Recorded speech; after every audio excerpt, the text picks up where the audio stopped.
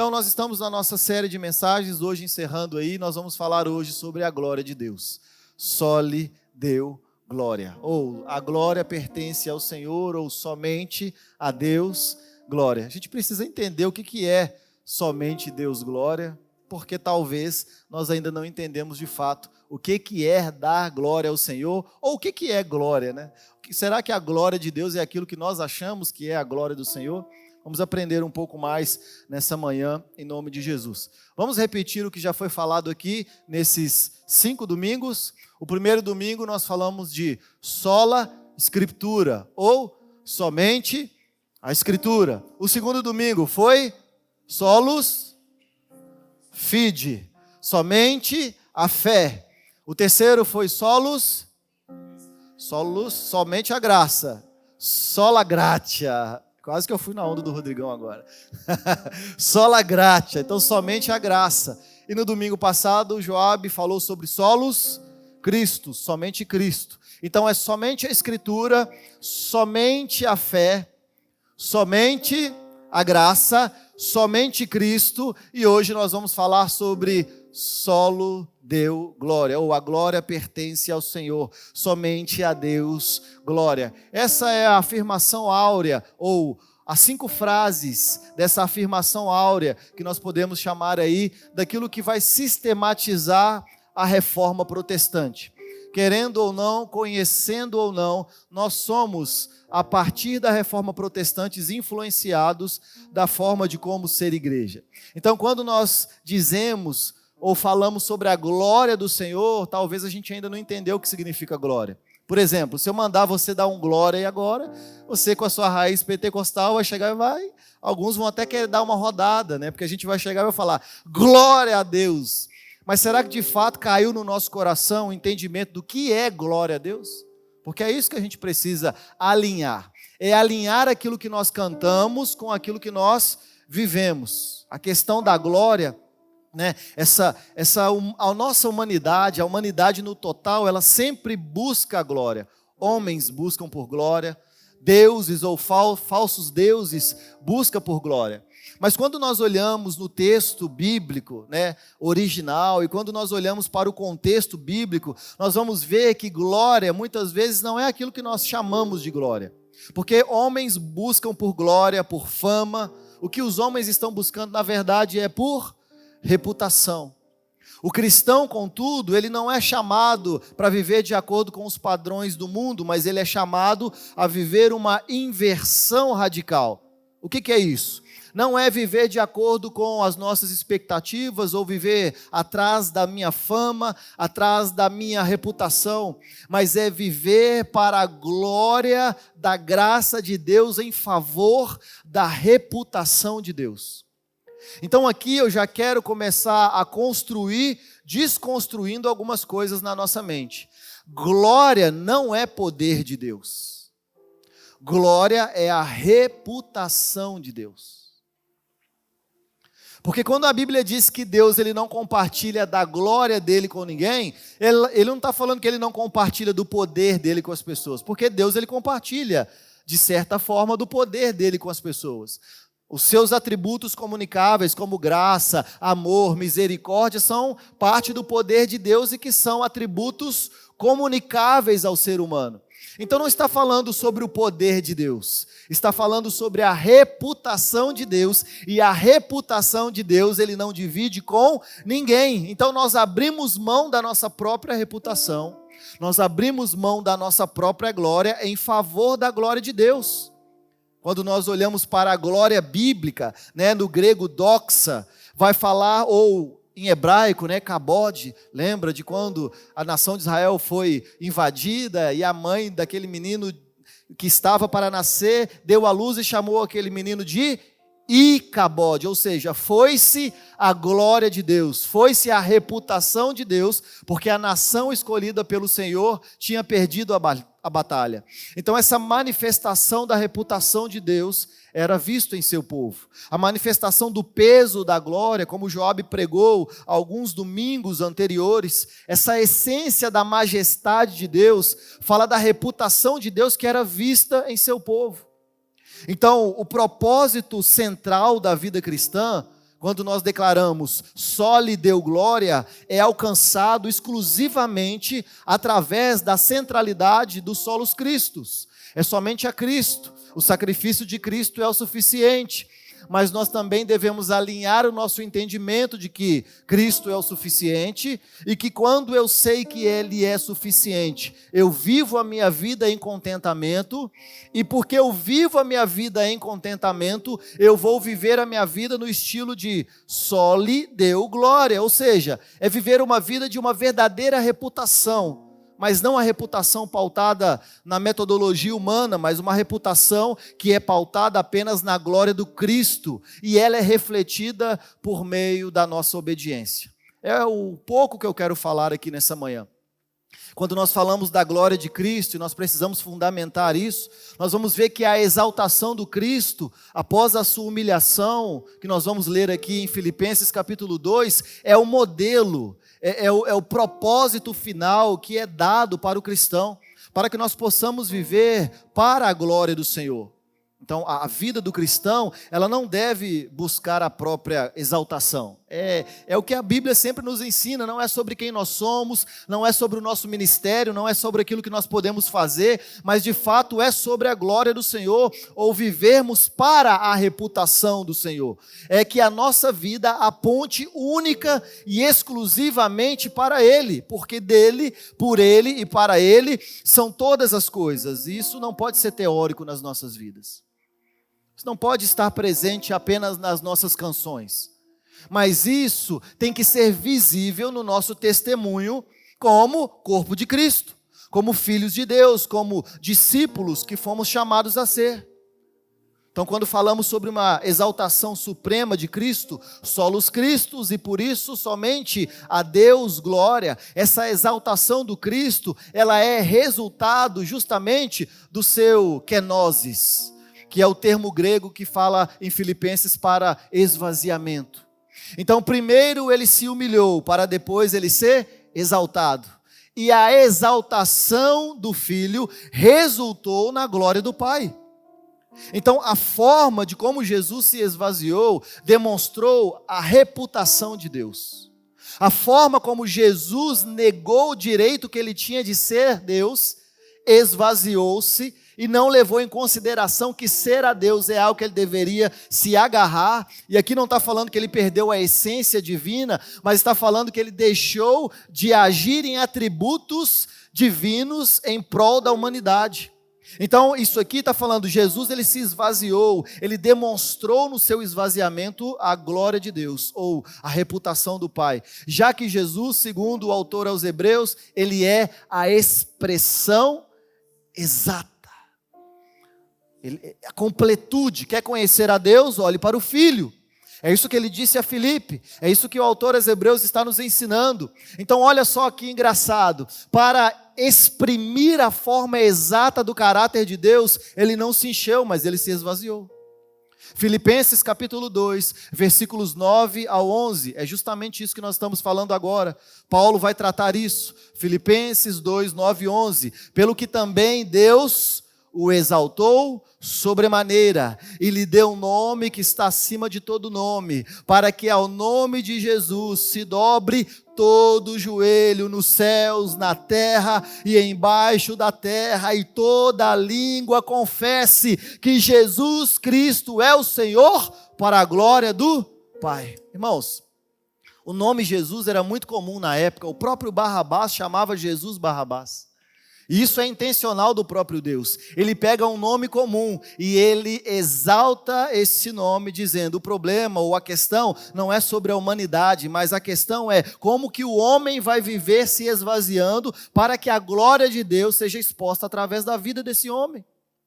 Então ele vai subverter os valores humanos e ele vai agora demonstrar como que é o valor do reino de Deus. E o texto é claro dizendo que todo joelho vai se dobrar, não é só o joelho dos cristãos, todo joelho vai se dobrar, toda língua vai confessar: Cristo é o Senhor, para a glória do Deus Pai. Alguns vão confessar para a alegria, mas outros vão confessar para a tristeza e condenação eterna. Então o ponto-chave que nós precisamos adentrar aqui é justamente esse resultado final da confissão de Cristo. já que Ele é Cristo como Senhor e Ele está dando essa glória a Deus Pai. Então a nossa vida, já que somos chamados a ser discípulos de Jesus, já que nós somos chamados a viver uma vida de acordo com os princípios que foi ensinado pelo nosso Cristo, então assim como Jesus, o nosso modo de viver é sempre de nos esvaziarmos. Nos esvaziarmos de nós mesmos, é a kenosis. É não nos ensimesmarmos, não enchermos das nossas vontades, dos nossos desejos, daquilo que nós já estabelecemos na nossa mente que é o certo, e sermos rígidos ao ponto de não haver mudança em nosso caráter, em nossa ação, em nossa conduta. Não, mas é como Cristo, nos esvaziarmos. E no nosso caso, Jesus ele não tinha pecado, mas no nosso caso é nos esvaziarmos do nosso egoísmo. Muitas vezes nos esvaziarmos do nosso egocentrismo. Muitas vezes nos esvaziar do nosso antropocentrismo. A oração de uma pessoa, ela fala muito sobre a teologia dessa pessoa. E quando eu falo teologia, eu não estou falando sobre um estudo acadêmico, porque não é obrigado todo mundo ter um estudo acadêmico teológico. Eu estou falando que uma oração de alguém vai revelar aquilo que a pessoa acredita a respeito das Sagradas Escrituras. Então, por vezes, eu escuto algumas orações como que se fosse trazendo Deus para um lugar onde Ele tivesse que ser o meio pelo qual nós vamos atingir o nosso objetivo, sendo que as Escrituras estão o tempo todo dizendo, vocês precisam se esvaziar de vocês mesmos, nós precisamos nos esvaziar assim como Cristo. Esse é o princípio da kenosis, nos esvaziaremos para que nós possamos apontar a reputação de Deus, através da obra que Ele está fazendo em nós. Então a glória do Senhor, ela está intrinsecamente ligada à nossa obediência. A glória de Cristo, ela não é um acidente. A glória de Cristo, ela é um fruto direto de obediência de um povo que está em cumprimento de uma missão. O povo de Israel tinha uma missão centrípeta, que era atrair a atenção de todas as nações por intermédio do seu relacionamento com Deus e das bênçãos que eram reveladas de Deus sobre a nação de Israel. E nós sabemos que a nação de Israel falhou. Nós sabemos que a nação de Israel não viveu para a glória de Deus, não apontou para a reputação de Deus. Vem Jesus, ele agora elege um povo santo para si e constrói um edifício de pedras vivas que ele vai chamar de a sua eclésia, a sua igreja. E hoje todos aqueles que estão em Cristo, quer judeus, quer gregos, quer gentios, quer preto, quer branco, quer homem, quer mulher, todos os que estão em Cristo hoje são chamados de igreja. Só que se nós somos a igreja, o corpo místico espalhado pelos 4 cantos dessa terra, nós também somos vocacionados a um cumprimento de uma missão. E qual que é o cumprimento da missão principal do povo de Deus? Viver para a glória de Deus. Qual que é o meu propósito de vida? Eu não sei qual que é o meu propósito. Tem gente com 50 anos até hoje perguntando, Senhor, qual que é o meu propósito? Viva para a glória de Deus. Hebreus capítulo 5, versículo 8, versículo 9, diz, embora sendo filho, falando de Jesus, aprendeu a obediência pelas coisas que... O que está escrito ali? Jesus. Embora sendo filho, Jesus aprendeu a obediência pelas coisas que sofreu, tendo sido aperfeiçoado. Tornou-se o autor da salvação eterna para todos os que lhe obedecem. Eu não sei vocês, mas esse versículo ele me intriga muito. Porque ele não está falando do Pedro, está falando de Jesus. João, capítulo 17, versículo 4, a oração de Jesus, que disse o seguinte, João 17, 4, eu te glorifiquei na terra. Como que Jesus glorificou a Deus na terra? É ficar dizendo, glórias, glórias, Glórias, glórias, glórias, glórias, glórias, glórias. Isso é glorificar o Senhor? Não, o que é glorificar o Senhor, segundo Jesus? Eu te glorifiquei na terra, consumando a obra que me confiastes a fazer.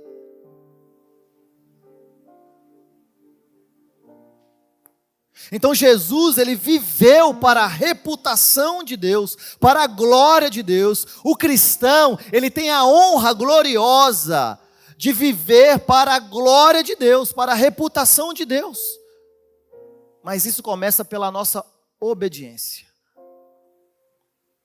A vida deve ser totalmente dedicada à exaltação de Deus, como diz João Calvino. A nossa vida é totalmente dedicada à exaltação de Deus, como que Jesus glorificou ao Pai, cumprindo cabalmente o que havia lhe sido proposto. Ele foi obediente até a morte, e morte de cruz. Jesus, ele fez a maior parte, inclusive a parte que nos seria impossível de fazer, como homens incapacitados, indoutos, incompetentes que somos. Jesus, ele já fez a maior parte, mas agora, como corpo de Cristo, existe uma responsabilidade humana na correspondência com uma carreira que nos foi proposta, irmãos. Então existe uma conduta ética como um reflexo de Cristo. É a boa conduta do crente que não visa a própria fama, mas é uma conduta que vai evidenciar a nossa união com Cristo, solos Cristos. Mas aí, quando nós temos a aplicação da santificação, nós vamos trocando a nossa autossuficiência pela cristocentralidade nas nossas vidas. Na verdade, o que Satanás ofereceu ao homem lá no Éden, e ele continua oferecendo dia após dia, sejam iguais a Deus, ou seja, sejam suficientes, sejam autossuficientes, vivam a sua vida como se vocês não dependessem de Deus. E quando nós olhamos para a Europa, por exemplo, com Nietzsche dizendo que Deus está morto, não é que ele acredita que de fato Deus está morto, até porque ele era ateu, mas a declaração de Nietzsche era: as pessoas vivem como se Deus estivesse morto, não vivem para a glória de Deus. Então a validação do eu é justamente o oposto do esvaziamento do eu. Qual que é o padrão humano? É a validação do eu. Qual é o outro evangelho que tem sido ensinado e pregado em muitas igrejas? É a sua vontade, o seu ministério, é a sua família, é o seu sonho, o seu objetivo. Deus, ele vai te dar, Deus, ele vai te abençoar, Deus, ele vai fazer, Deus, ele vai acontecer. E se Deus não fizer nada dessas coisas? E se você continuar com a sua patologia sem Deus te curar? Será que você não vai mais declarar solos Cristos?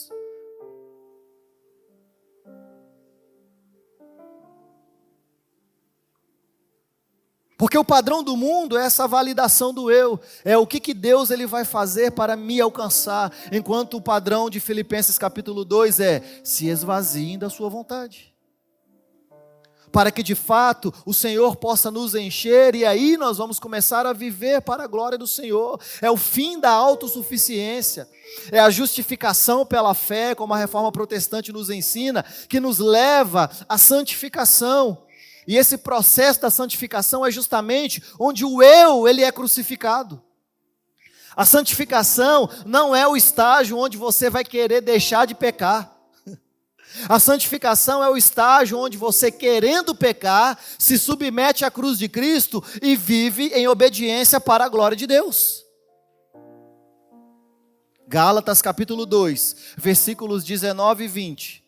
Paulo vai falar, Gálatas 2, 19 e 20. Eu não sei se vocês entendem, mas quando a gente fala Paulo, a gente está falando da Bíblia. E quando a gente fala de Bíblia, a gente está falando que quem está falando, irmãos? Amém? É só para ninguém ficar assim: nossa, fala muito de Paulo. Quando você fala de Paulo, você fala da Bíblia. Quando fala da Bíblia, está falando do Senhor. Amém? Glória a Deus.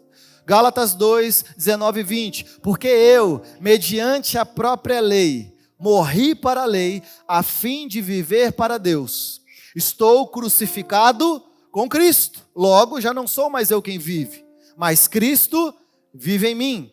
E esse viver agora, tenho na carne, vivo pela fé no Filho de Deus, que me amou e a si mesmo se entregou por mim.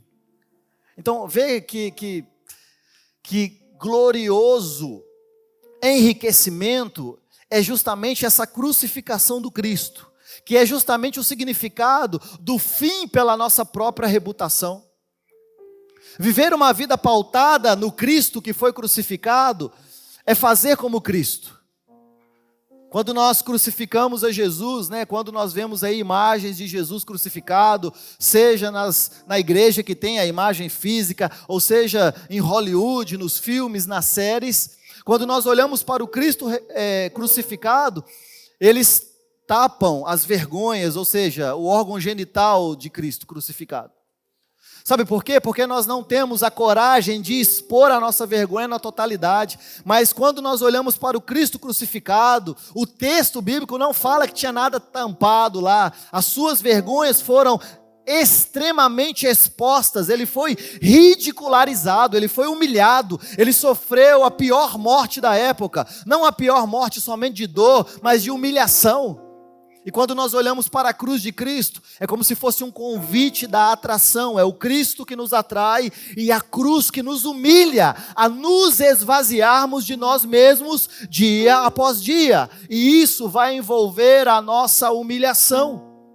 Isso vai envolver a exposição de coisas que nos humilham.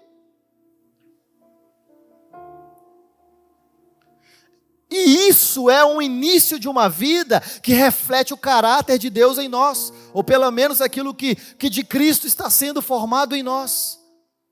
Paulo diz que ele está morto, crucificado.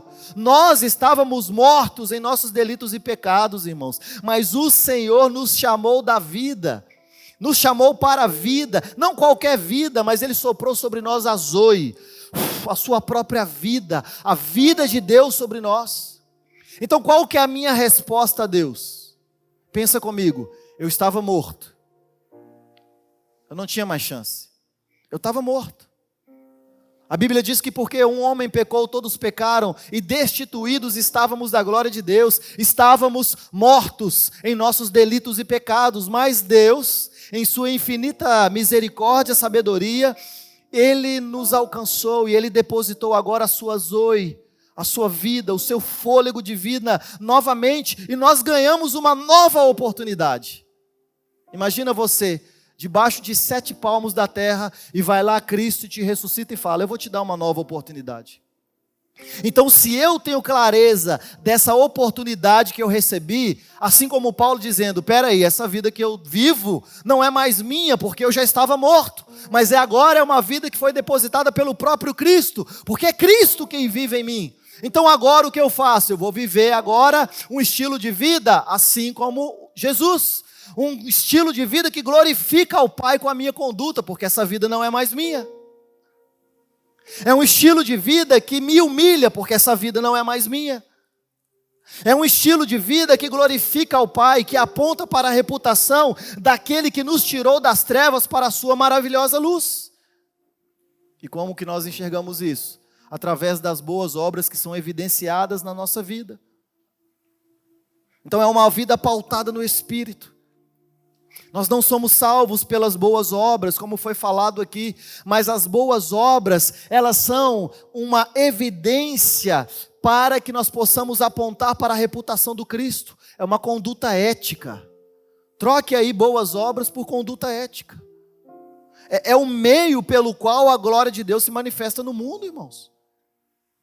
Como que o mundo vai saber hoje o que o cabeça pensa? Olha só, eu venho cá e pego esse copo de água, e eu bebo essa água. É através dessa manifestação externa que vocês entenderam que a cabeça deu um sinal que eu estava com sede. Porque a forma de saber o que o cabeça pensa é observando a ação do corpo.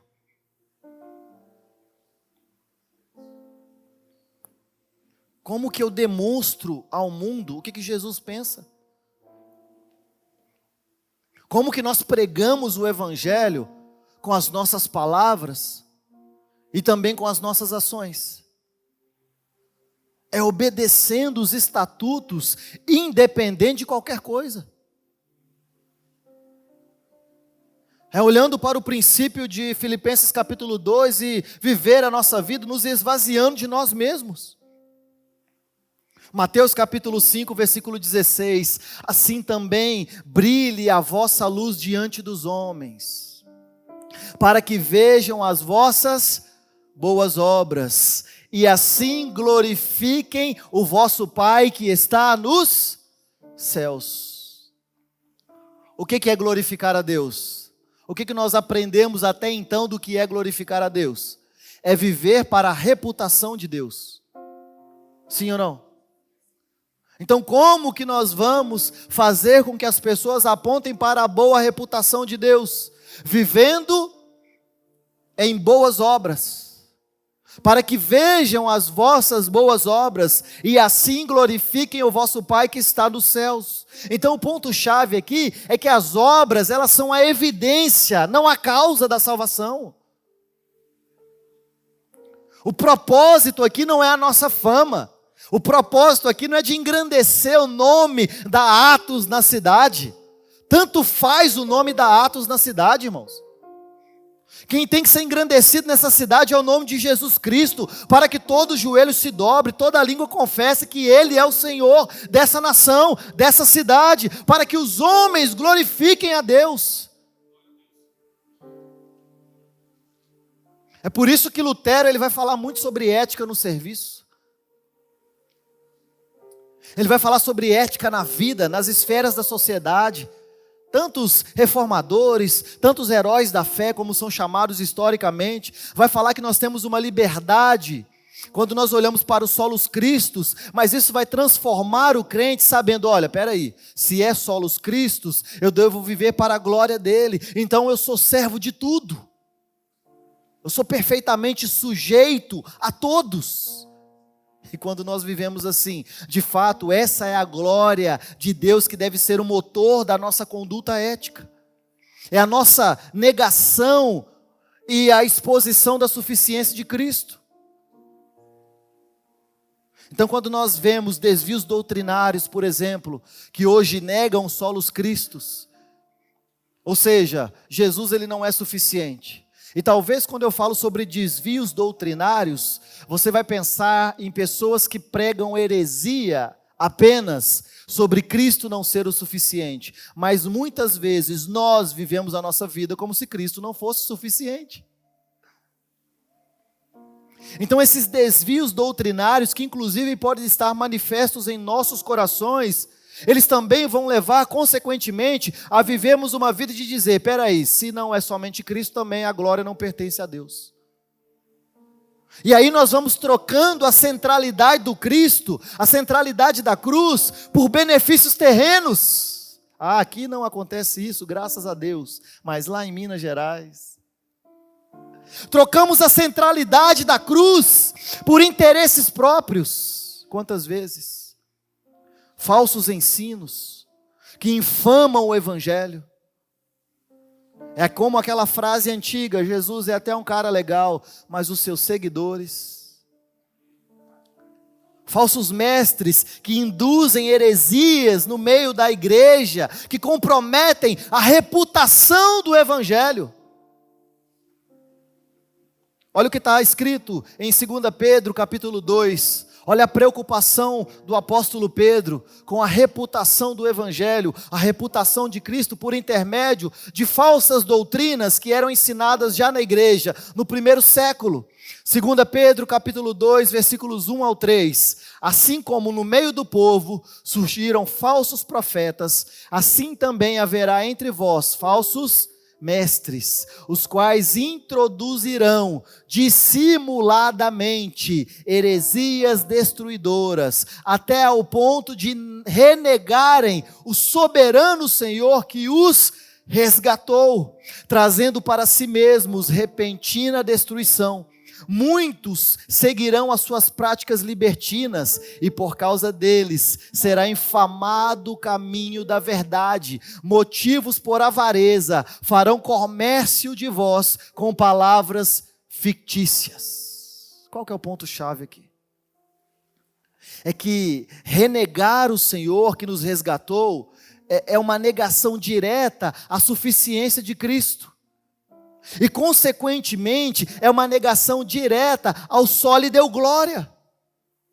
Quando nós vivemos a nossa vida buscando por o lucro como prioridade das nossas vidas, é um desvio da vontade do próprio Senhor sobre a nossa vida. E quando eu falo sobre lucro aqui, eu não estou falando só financeiramente falando. Eu estou falando sobre qualquer benefício que seja para mim como prioridade do que apontar para a reputação do Cristo. Na verdade, a maioria das pessoas que buscam um lucro exacerbado, seja em qualquer área da sua vida, eles dão má reputação sobre o Cristo, o que nós chamamos de mau testemunho.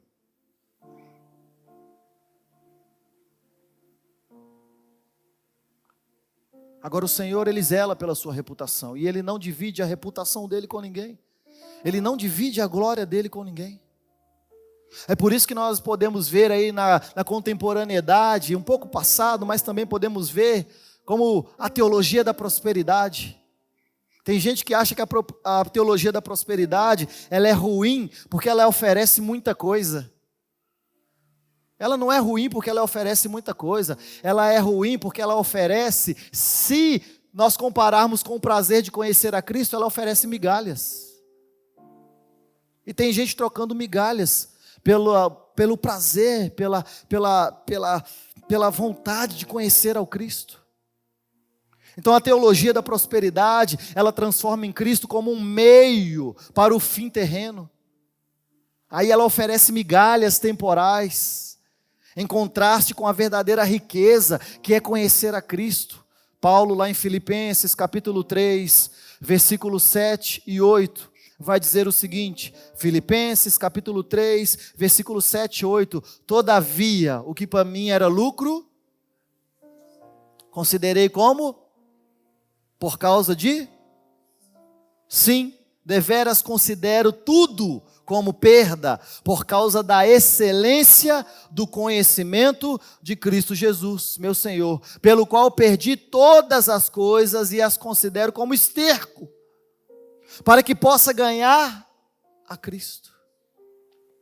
Paulo está chamando o lucro terreno de lixo, de esterco, de refúgio. E o que a teologia da prosperidade faz é elevar o sucesso material, exalta isso como algo que fosse o ápice da vida cristã, e é justamente o que Paulo está desprezando.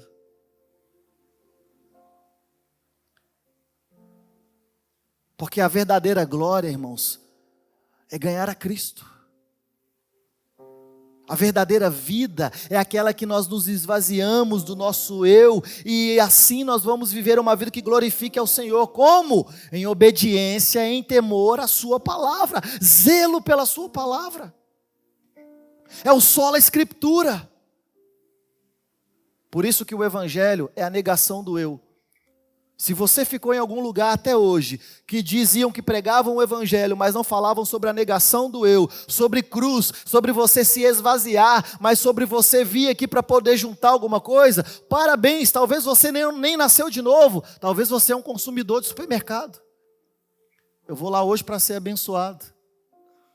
E poucas vezes nós nos arrumamos em casa e pensando, eu vou lá para abençoar alguém. Eu vou lá para poder compartilhar as virtudes que de mim saem do Espírito.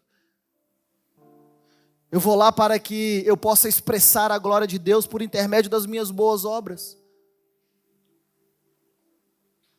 Essa teologia da prosperidade, ela troca a glória de Deus por migalhas.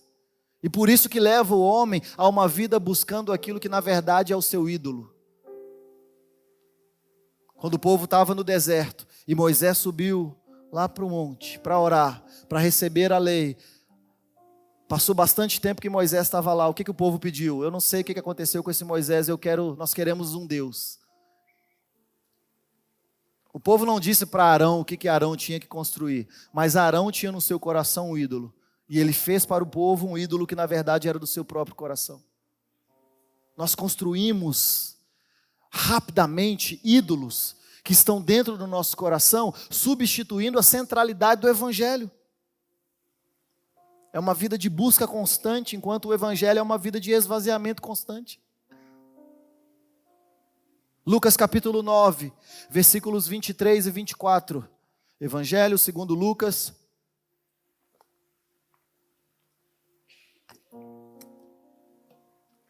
Vinte e 23 e 24. Dizia a todos, se, condicional, se alguém quer vir após mim, tenha muitas coisas.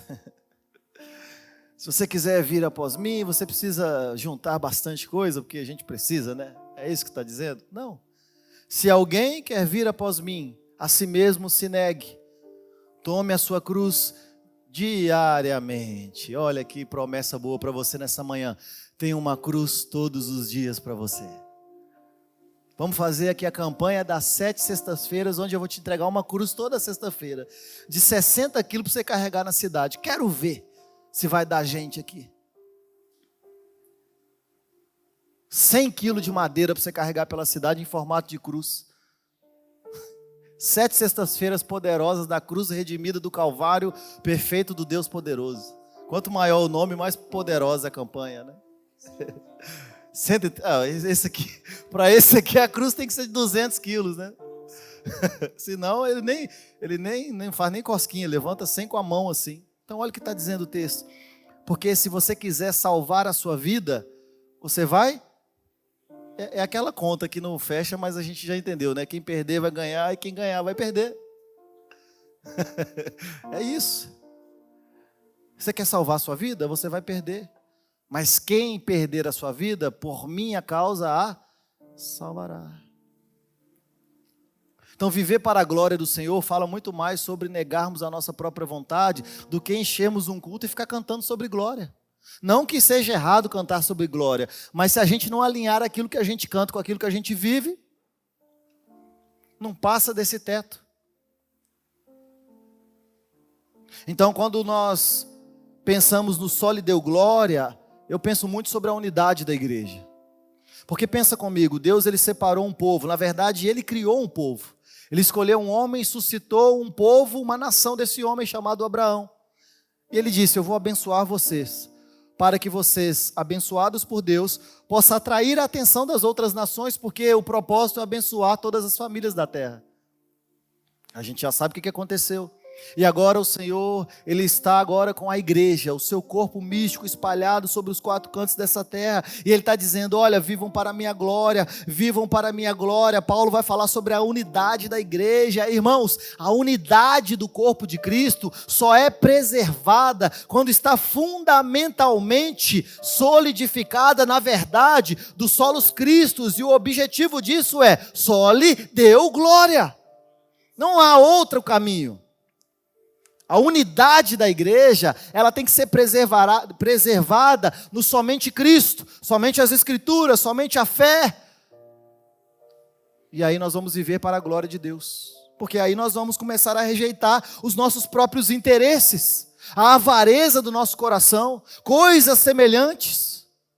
Talvez um dos maiores erros da igreja é não entender que a igreja não é um clube social para você juntar com pessoas de afinidade. Isso não é igreja, irmão. Isso aí você consegue em qualquer outro lugar e não precisa de evangelho para isso. Em qualquer outro lugar você faz uma comunidade com pessoas que pensam da mesma forma, que vestem da mesma forma, que comem a mesma comida, que frequentam os mesmos lugares, que têm a mesma faixa social. E não precisa de evangelho para isso. Isso não é unidade. Unidade é quando nós olhamos para o corpo de Cristo e nós entendemos que se nós não tivéssemos sido alcançados por Jesus, nós seríamos inimigos naturais. E sendo inimigos naturais, o Senhor nos alcançou. E agora Ele está dizendo, não é para você viver sobre afinidade. Isso não é uma cultura dominante na igreja. Mas nós vivemos porque nós estamos unidos em Cristo. E porque eu amo a Jesus, eu amo ao próximo. O objetivo é a glória do Senhor. E como que nós damos testemunhos da reputação de Cristo no nosso meio, se a gente não consegue viver em unidade pelo vínculo da paz como igreja?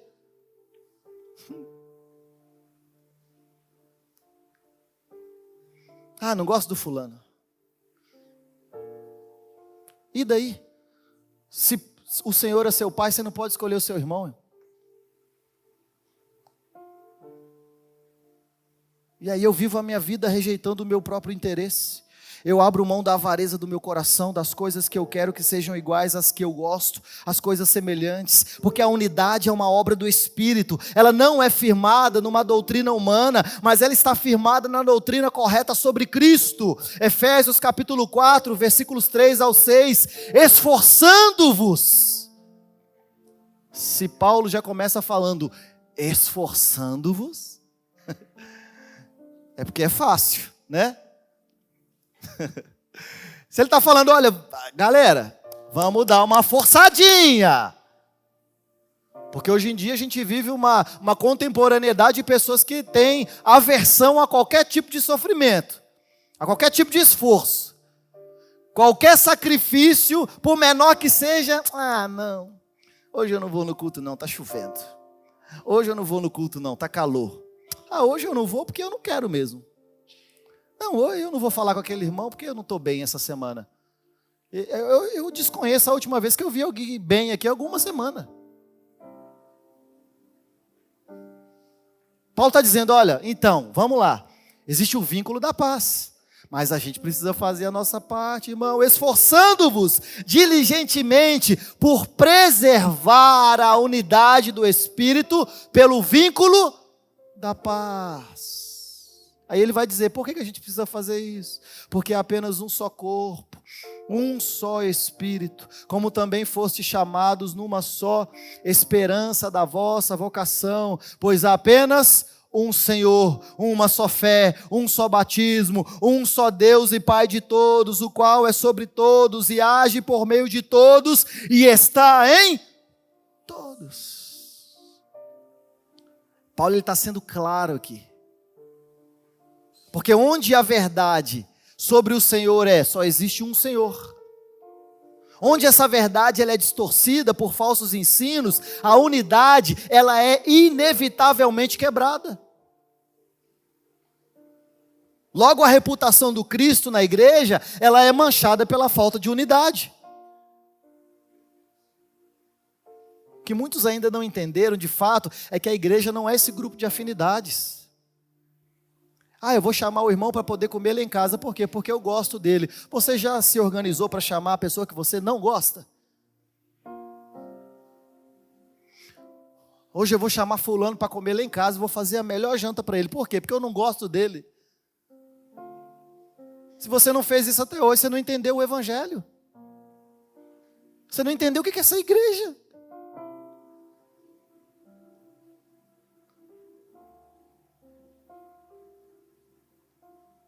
Criar comunidades por interesses, gastos pessoais, isso aí a gente não precisa do evangelho para isso. A gente pode fazer isso sem a glória de Deus e para a nossa própria reputação, os nossos networks. Agora, quando inimigos naturais vivem em amor e em unidade pelo vínculo da paz, irmãos, isso é igreja. Isso só pode ser possível pelo evangelho. É um bom testemunho aos incrédulos que promove a glória de Deus. Nós vivemos em unidade pelo vínculo da paz e nós falamos, isso aqui é porque é sobrenatural, isso aqui é sobrenatural. Eu posso, como pastor dessa igreja, dizer claramente, essa igreja, ela é muito sobrenatural. Entendedores entenderão. Aqui é muito sobrenatural. Nós vivemos em certa instância, entendendo que é o Senhor que está nos reunindo neste lugar. Porque naturalmente no mundo, talvez nós seríamos inimigos. Então essa é a nossa responsabilidade.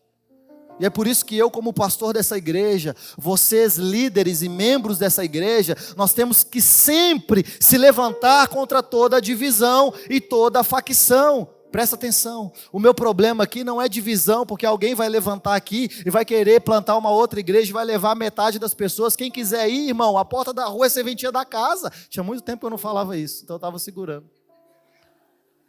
O problema não é esse.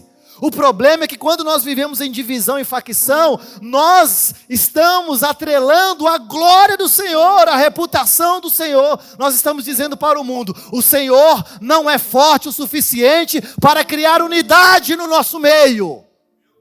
Se Ele não faz isso, quem dirá nos salvar?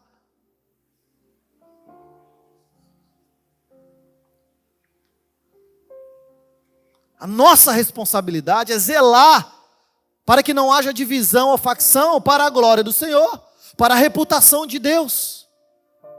É nossa responsabilidade. Talvez você pense assim: eu não quero ter esse trabalho não, eu não vou zelar por isso não, isso vai dar trabalho. Mas é porque você não tem zelo pela glória de Deus.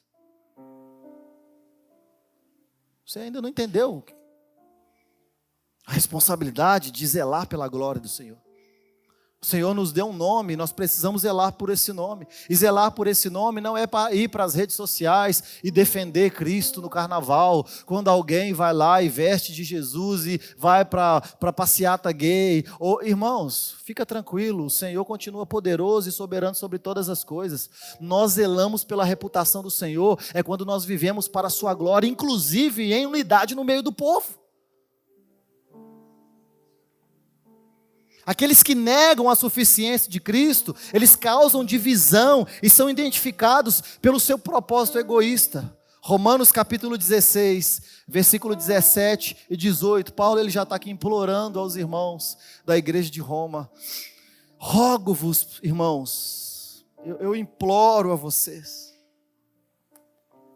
por favor, que noteis bem aqueles que promovem dissensões e escândalos, ou seja, supervisione aqueles que promovem dissensões e escândalos em desacordo com a doutrina que aprendestes.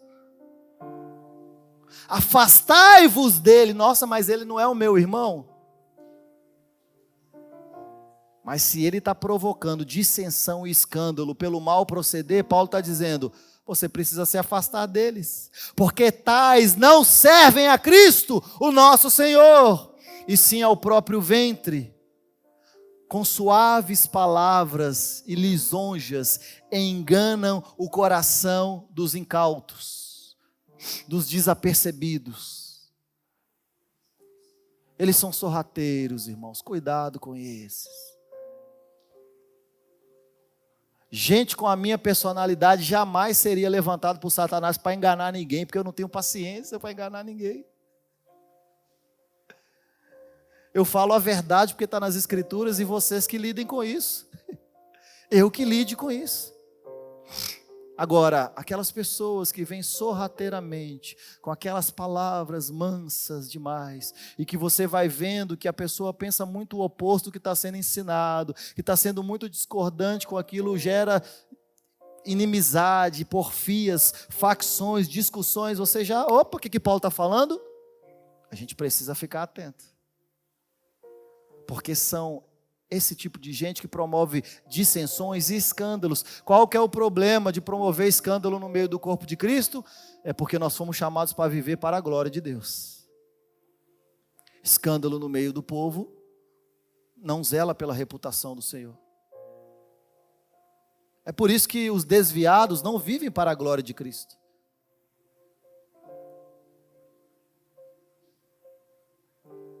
Mas ao seu próprio ventre. É o seu próprio interesse, a sua avareza. Então lutam pela sua própria glória. Agora, o único conforto que nós temos, que talvez seja a síntese da teologia reformada, é que a unidade de Cristo é a união de pessoas que se encontram em seu conforto supremo, mas o nosso conforto é em Cristo Jesus.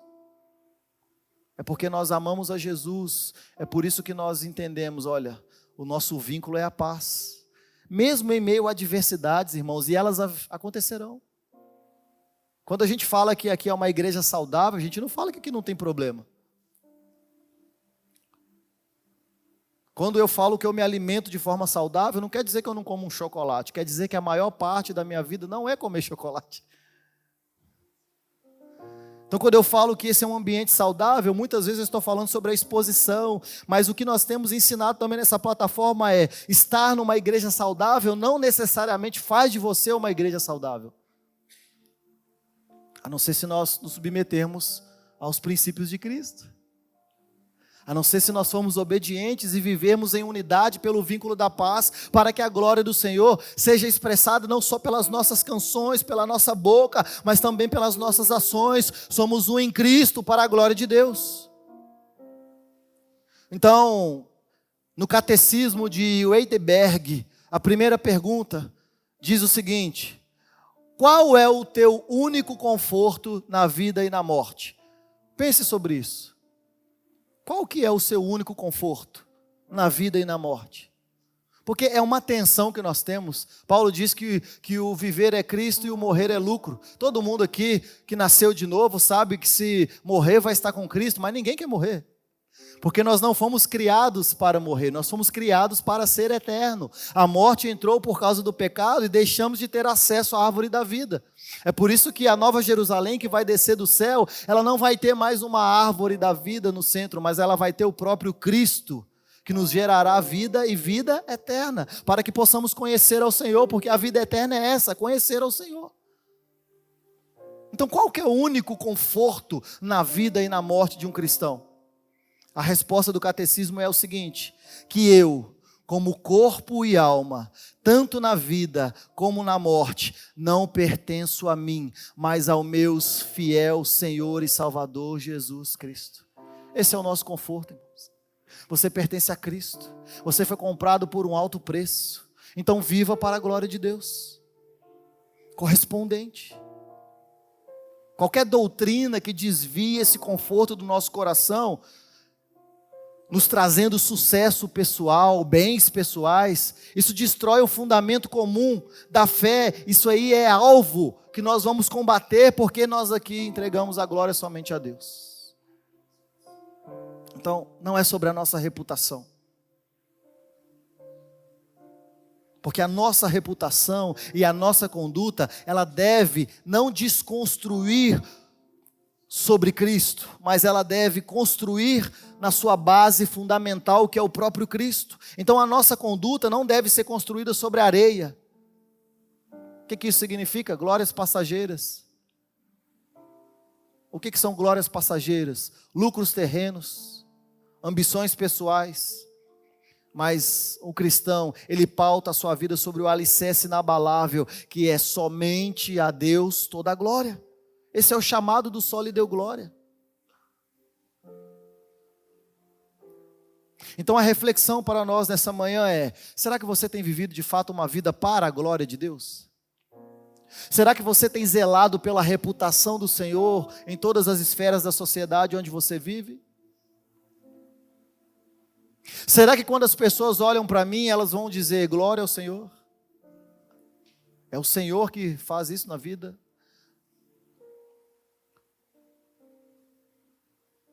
Ou será que muitas vezes nós manchamos a reputação do Senhor pela nossa conduta? Porque nós tiramos a centralidade do Cristo e da cruz e nós colocamos a centralidade da nossa própria vontade. Não adianta falar somente Deus glória se nós não vivermos de acordo com a glória do Senhor.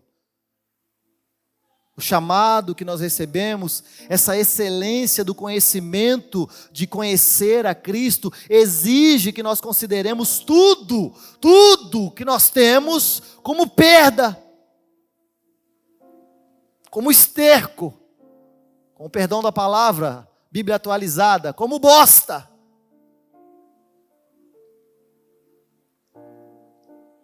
Pela excelência de conhecer a Cristo, de viver para a sua glória. E quando nós consideramos tudo como perda, tudo é tudo, inclusive a nós mesmos. Você está preparado para perder a você mesmo em favor de conhecer a Cristo e viver para a sua glória? Em perder as suas vontades e viver para a glória de Deus? Ou você ainda está caminhando a jornada cristã achando que Jesus, ele é obrigado a cumprir os seus sonhos, a satisfazer as suas vontades? Não, quando eu tiver condição financeira, eu vivo para a glória de Deus. O seu Deus é Mamon. Porque se viver para a glória de Deus depende de dinheiro, Mamon é o meu Deus. Ah não, quando eu for mais maduro, eu vivo para a glória de Deus. A sua maturidade é seu ídolo. Viver para a glória de Deus não é pré-requisito para crente maduro, é para todo mundo que nasceu de novo e foi vocacionado por Deus para ser o povo que exime a glória de Deus, que expressa a glória de Deus. Então, com isso, nós vamos, inclusive, perder a nós mesmos. Está preparado para perder a sua família por amor a Cristo?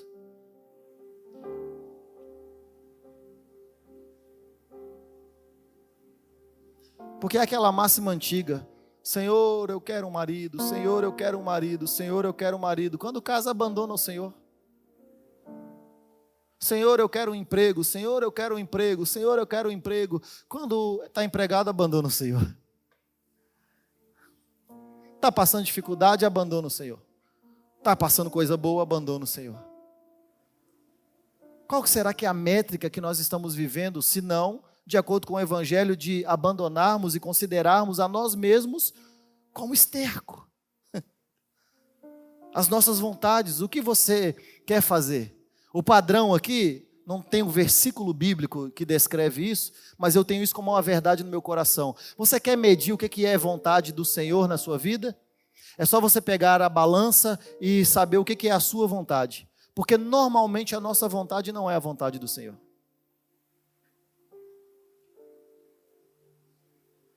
As nossas conquistas. Ninguém aqui é contra a conquista. A Bíblia só é contra quando o reino de Deus não se torna uma prioridade nas nossas vidas. Primeiro eu vou conquistar tudo e depois eu vou buscar o reino de Deus e a sua justiça. No padrão bíblico não é assim que funciona. Até porque você não sabe nem onde você vai estar daqui a 30 segundos. Talvez nem vivo você esteja. A gente não consegue controlar nada. A gente não tem controle sobre nada. Então, considerar tudo como perda, como esterco, fala de nós mesmos, das nossas vontades, das nossas conquistas, dos nossos diplomas, daquilo que a gente tem conquistado ao longo da vida, simplesmente para poder dizer que temos. Nós somos chamados a viver uma vida totalmente dedicada à glória de Deus. Isso vai ser refletido na nossa obediência a Cristo, na nossa conduta ética diária, no ensino, comunhão, influência, servindo ao próximo e rejeitando os falsos evangelhos, como Paulo vai dizer, que oferecem muito menos do que o Senhor quer nos dar. O Senhor, Ele quer te dar muita coisa, sabia? Porque o nosso galardão é Cristo. E o que é melhor do que conhecer a Cristo? O que é a teologia da prosperidade na riqueza profunda de conhecer a Cristo? Efésios capítulo 3, versículo 20 e 21.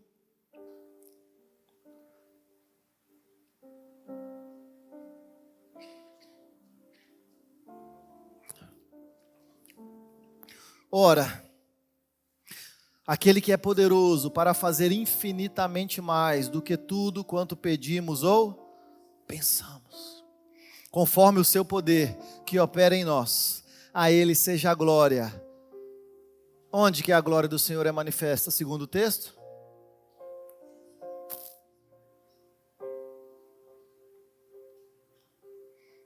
Primeiro que Paulo ele já começa dizendo o seguinte: olha, Ele é poderoso para fazer muito mais do que você quer. Mas isso não é certeza que Ele vai fazer. Eu só estou te dizendo que se Ele quiser, Ele pode. Porque Ele é poderoso para poder fazer muito mais do que pedimos ou pensamos. Conforme o seu poder que opera em nós. Mas no versículo 21, ele já vai transferir isso para do homem para Deus e falar: a Ele seja a glória na igreja, em Cristo Jesus, por todas as gerações, para todos sempre. Amém. Então no passado, o Senhor demonstrou a sua glória por sinais miraculosos, prodígios, fogo, fumaça, mar abrindo, machado flutuando. Vai lembrando aí de tudo que você lia e ficava imaginando assim: irmão, que bênção isso aqui. Homem transladado. Redemoinho de fogo levando gente viva para o céu. Só coisa maluca. Quem é Hollywood perto desses acontecimentos da Bíblia?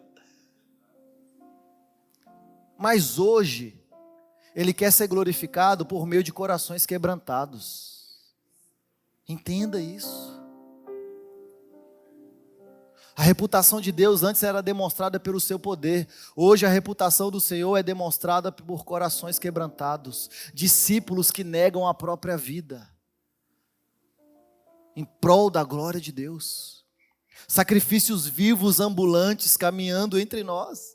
Isso será um testemunho para aqueles que precisam ser encontrados pela glória de Deus, que é espremida por meio da igreja. A glória de Deus hoje ela é vista na igreja. Porque onde no mundo há divisão, na igreja vai haver unidade. No mundo, eu não gosto de fulano, eu não quero conversar com fulano, eu não vou na casa de fulano, ele não vai na minha casa, o meu santo não bateu com o dele, está tudo bem. Na igreja, não. Se o seu santo não bateu com o do seu irmão, um dos dois não nasceu de novo. Aí a gente escolhe quem é, vou fazer igual Salomão, a gente parte no meio e vê quem que não nasceu de novo. No mundo é divisão, na igreja é unidade. No mundo, facção. Na igreja, paz. O vínculo da paz em Cristo Jesus. Onde no mundo há guerra, entre nós haverá paz. Onde no mundo há glória dos homens, na igreja, no meio da igreja, haverá a glória de Deus eternamente. Amém, irmãos. Aqui nós não dividimos de fato a reputação de Deus com ninguém. Aqui na igreja nós sempre ensinamos, essa igreja não pertence a um homem, essa igreja não pertence a um pastor, essa igreja não pertence a mim, essa igreja pertence ao Senhor Jesus Cristo, porque foi Ele quem morreu por nós. Então que nós possamos viver de acordo com esse proceder. Desvincule glória de poder, porque o que Deus Ele quer hoje é que nós vivamos para a sua glória em detrimento da nossa própria glória, para que a reputação dele seja revelada por aquilo que o Espírito Santo está fazendo no nosso ser. É em nós e através de nós. Então o que Ele quer? Que a nossa casa glorifique ao Senhor.